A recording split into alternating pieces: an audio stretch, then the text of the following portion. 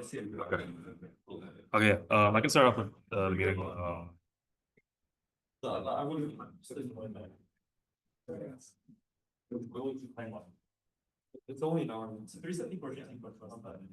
Okay. Yeah. Hi everyone. My name is Ahmad. I'm gonna talk a little bit about Matroid theory and some applications.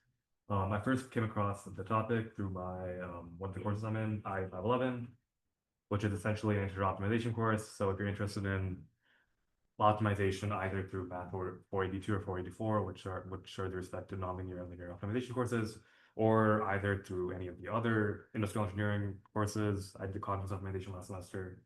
Not anything related to integer optimization because it's more like discrete. That was like mostly like kind of like machine learning, some of the math, and they kind of use like machine learning, a lot of gradient descent, a lot of real analysis.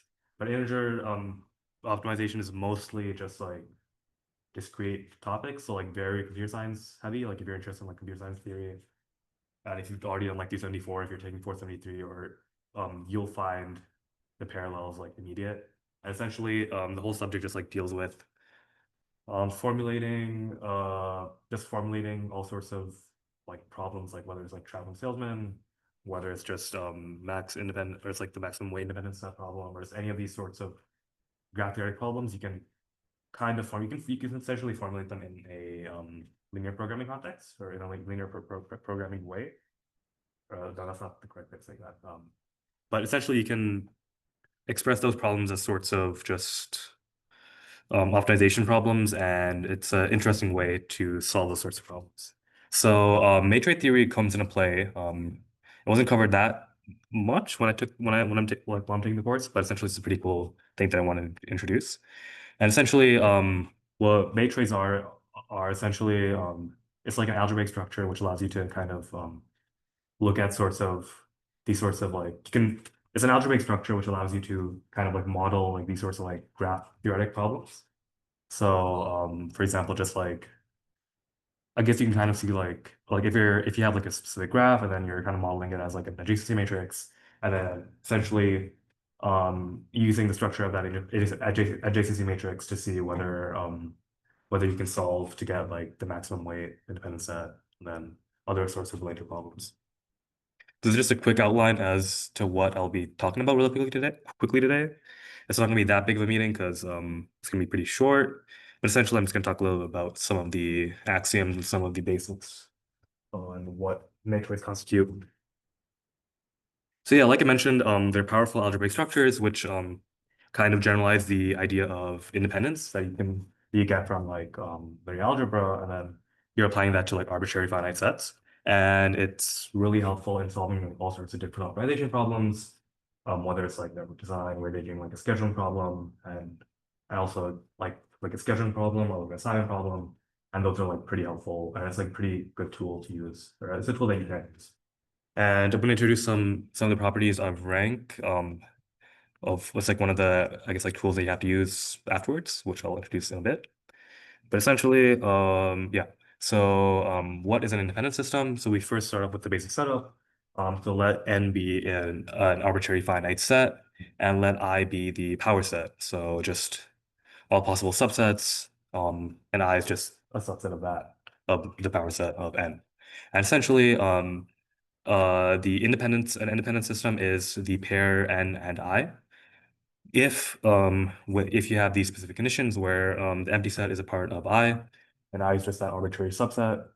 Um, and then if you have two arbitrary subsets or sets A and B, and then and just if A is an I and B is a subset of A, then B is also an I.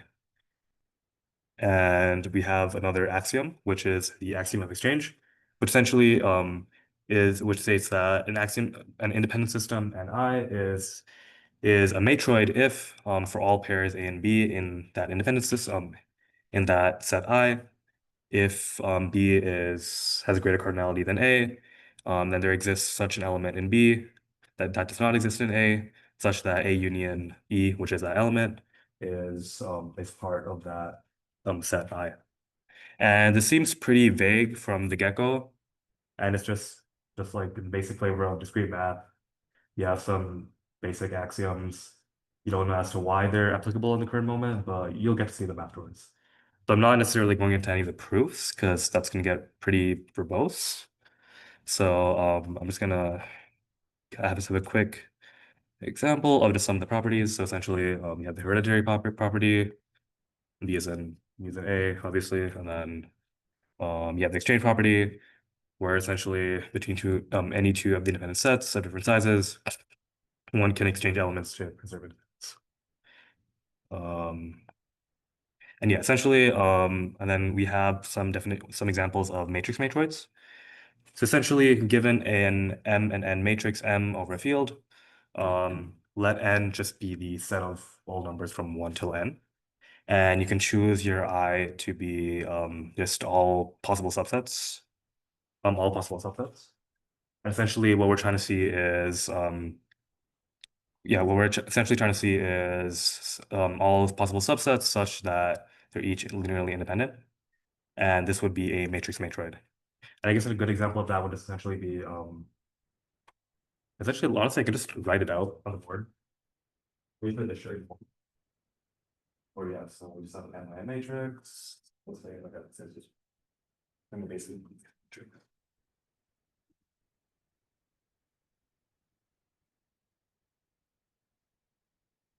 I feel like maybe I can go on board. Let's just do two, mass to one, and 0, 0, and yeah, then you're just looking at all these columns. So these two are linearly independent, and then you can kind of construct a matrix matroid in such a fashion. Yeah. Quick definition of that. Yeah. Wait, sorry. Is the matrix matroid the set of? Yeah, it would be. I would be the set of the columns. Where I guess like each element would be the column. In that case. Actually, let me check real quick.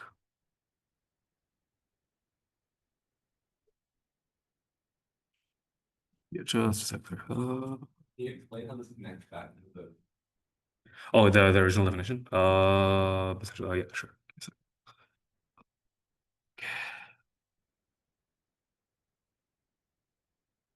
Yeah, sure. Just a sec. Yeah, so essentially, if you go up here to the basic definition, I mean, essentially, if okay, I guess. Okay, I guess I think I should rephrase that. Essentially, do set n in this case, I think would just essentially be like the set of the columns rather than just the set of the elements. And essentially like independence in this case would just be like if they're not linearly independent, then you can express one column as the sum of another column, right? So essentially independence in this case is just the basic definition of like linear independence. Or I'm not sure of that. Wait, let me rephrase that rather. And okay, yeah, I guess okay. I'll actually let me just rephrase that really quickly. In this case, what I is representing is essentially just like a basis of a matrix. Or not, no, not the basis of a matrix. Sorry. Someone check me on my linear algebra. I have taken that like 2 years ago. I'm actually really rusty. But just someone check me. Check me on that real quick. A very quick little exercise, I guess. Yeah. In general, you would have a definite set, and Yeah. I would be set of linearly independent things, or set of independent things inside of them. Yeah. That's like essentially the kind of like the generalization. Except, Oh yeah, what's up? Wait, so by like constructing your like Matroid matrix, are you basically just choosing all linearly independent sets in the matrix? Like, Yeah. If it were to be a matrix. So it's basically like a basis for whatever. Yeah. So matroids just generalize like that concept of the basis. I didn't include the idea of the basis, but that's also included in the theory. But you can use matroids in this case for like linear algebra when you have just like the general understanding of like linear independence. But you can also abstract that to like different sorts of like other structures. But it's just kind of like the understanding of independence in matroid is as abstract as you could at least set it to be. Like if you're applying it to like a linear system, you have the established definition, and then otherwise you can kind of abstract that definition. Yeah, something. But in this case, I. I yeah, so it'd be like the linear combination. I'm not misunderstanding. I think yeah. Wait, so what is 2 to the n is that? 2 to the n in this case is like the like power set, I guess.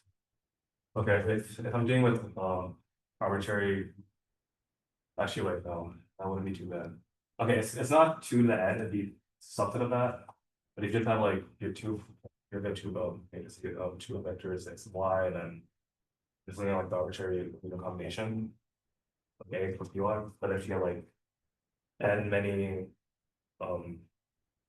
if you like n many like vectors, then just use the generating method. Yeah. Yes. Not sure if I explained that correctly. So it's not just column arbitrary many. So it's not just column, it's the span. Yeah. This is why I should not be doing my knowledge, but essentially, yeah. Sorry.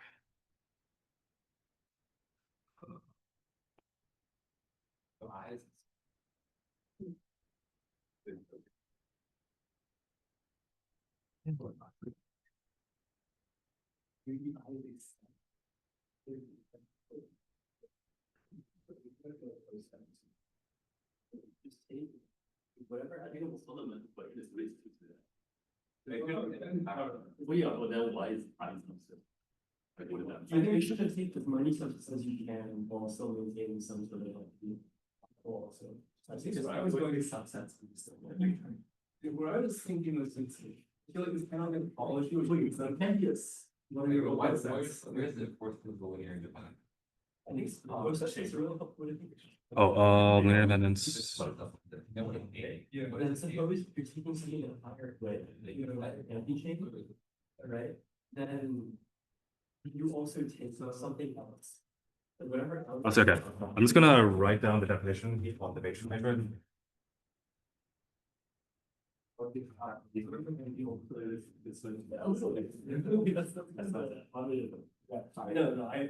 just gonna write the definition of the matrix Matroid because I haven't else. Because I think that's just best. Okay. Actually, do you mind if I just pause real quick? Bro.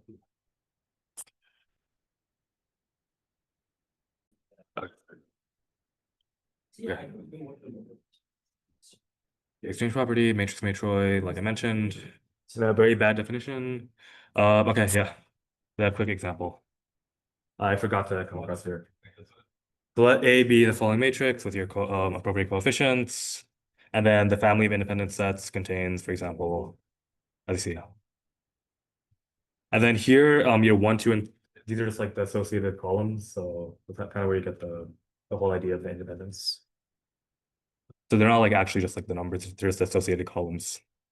And the associated columns are the elements in that independent system. I guess that kind of makes sense, right? Yeah, sorry, I was going really quick with this. This is why algebra is hard, even in the simplest cases. And the next is a graphic matroid, which so given a graph VE, or just given a graph, you have the vertices and edges, let n be the set of the edges, and you have the following independent set where f is a subset of edges, and yeah, assume that yeah, just assume that that subgraph is a forest, and then in that case your sorry, in that case your independent system is a matroid. Yeah, so no. Oh, are you saying the matroid is the hypergraph? Yeah, if you're doing it backwards, right? Oh yeah, then yeah.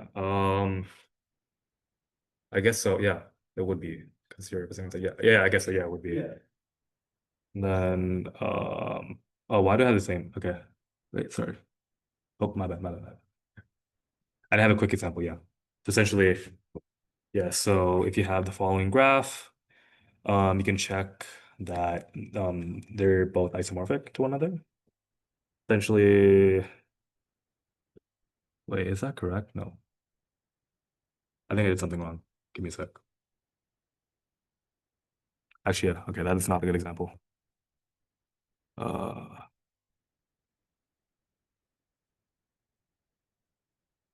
yeah, I don't think that's maybe the best example to use. I'll just move onwards. Do you kind of get that under like the idea of what the get graphic matrix kind of represents in this case? Because it's a bit easier to like abstract.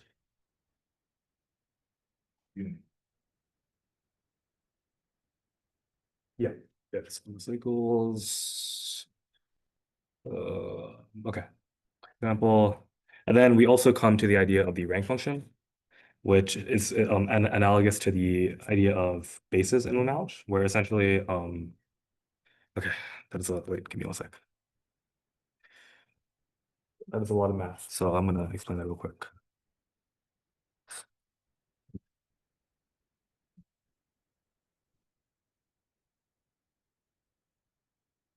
Yeah, essentially what it kind of allows you to do is if I'm applying it to the case of like the graphic Matroid, the rank of some random set would be the size of the largest independent set contained in that like subgraph, as according to the notes that I'm referencing. And yeah, this is kind of annoying to go through, but we have the following two properties for the rank function, which the use for which will come immediately afterwards. So essentially, okay, give me 1 sec. Okay, yeah.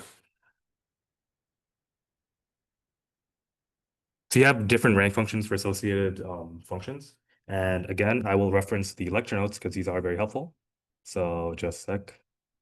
This is so troll, but I'm gonna do it. I don't care. They're well-written notes. You can thank Cartech notes. But yeah, essentially, oh,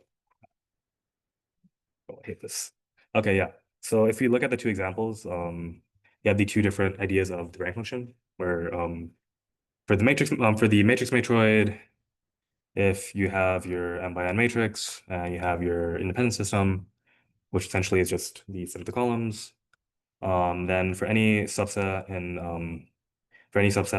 n or for any set of columns in n, the rank function of the rank function of that set returns the maximum number of linearly independent columns, and which is just essentially the rank of the matrix. And if you look in the case of the graphic matroid, if you have some arbitrary graph and you have some arbitrary subgraph, what the rank function returns is it's just essentially it wouldn't be the oh yeah, the number of non-connected. Oh, okay, yeah. Okay. Yeah, I guess like the number of disconnected components, and then the proof is just evident. I guess any questions? I've been skipping around, so I'm just gonna wait for questions. Yeah, so They're like axioms that are. that they have to satisfy. Yeah, so essentially just what I stated were these three axioms. Again, it's kind of abstracted, but essentially these are like the three axioms that you kind of have to that you have to satisfy. And I guess you can kind of see how the rank function comes into play when you're dealing with like different sorts of problems. And I'll go onwards real quick. I don't have much more to cover. And essentially, what is nice when we're dealing with matroids is you can make greedy assumptions where you start up with some problem and you try to find like the maximum weight independent set. You can kind of just apply a basic greedy algorithm to find your given maximum independent set, or it's whatever you want to find. Essentially, I'm just gonna go real quick. Yeah, okay, sorry, yeah, okay. Yeah, so given any weight function on the edges, you're gonna start off with just okay, I guess in this case I didn't define what X essentially is. In this case, X is essentially just you're building up the maximum independent weight, just whatever set you're trying to build up, that's your X. And you just start off with the empty set and then continue building it up as long as you remain in the independent set, and then just choose according to your weight function. And essentially, you get the result where essentially we know for the greedy choice kind of like ensures that, or it's actually like an if and only if. Okay, I'm gonna rephrase that. Essentially, we know that this has to exist by whatever complicated proof we're doing, and we know that our greedy choice ensures the optimal choice of our maximum weight independent set, given some complicated proofs, which if you guys want, I'll send you the notes. And we also know that that only occurs if we have a matrix, if our independent set system is a matroid. There's another example which I can quickly go over, which okay, this is kind of an extraction of the assignment problem. Given some tasks and tasks T1 till Tn, and given M agents, E1 through EM, with edges corresponding to whatever agent can perform that task. So it's essentially like basic assignment problem. We have traversal, we have these sorts of, we can use the Matroid, we can use Matroids to kind of get a maximum bipartite matching in this case. And yeah. And then I also talked about the assignment problem, which you can kind of ignore for the time being. I want to go through a quick example. Yeah, so in the case of a partial transversal, given our sets, no, I guess not given our sets, sorry. Yeah, so given our edges, E1 till E6, and given A1 through A4, where essentially A is the, yeah, A is like your various choices of your, I guess, maximum, no, I'm missing. Someone help me out here. What do you guys see?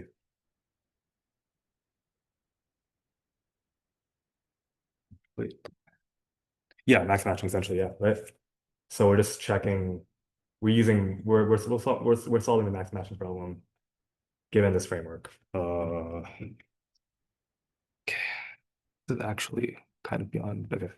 Just quickly sec.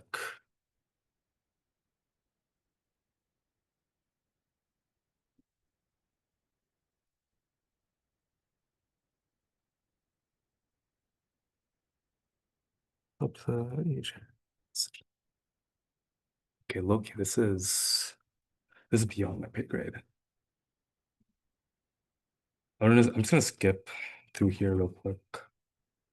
Okay, yeah. And then we can also do a full transversal example where we just essentially get the maximum matching or the maximum cardinality matching. And then I would talk about the following example, which is the max weight independent set problem. But essentially I kind of ran out of space and kind of ran out of time. But you can kind of also model the following problem as using a matroid and find the appropriate solution. And yeah. So essentially just matrix can help just I guess like capture like the abstract essence of independence, and you can also, it's also nice because you can kind of use greedy assumptions to solve your problems, and it's pretty applicable over a lot of different realms. I kind of rushed through this topic, which I really shouldn't have, because it's kind of like a topic for a few lectures, but it is really interesting, and I hope that kind of introduced you guys to an interesting tool that you can use and you can look at if you're doing like optimization problems. And I use the following references: two slide decks, one introducing matroids for, I guess, a more graduate audience, and just the basic lecture from Dr. Chandrasekaran's website. And I'm just leave off with the final quote from W.T. Tutt. If anyone's in graph theory, you know this name, and you know the wonderful things that he created. And yeah, so I'm going to end off with that. And just let me know if you guys want any of the resources associated with this, because topic is really cool. This kind of annoying to go through in 20 minutes. But again, really cool topic that I wanted to introduce people to. But yeah.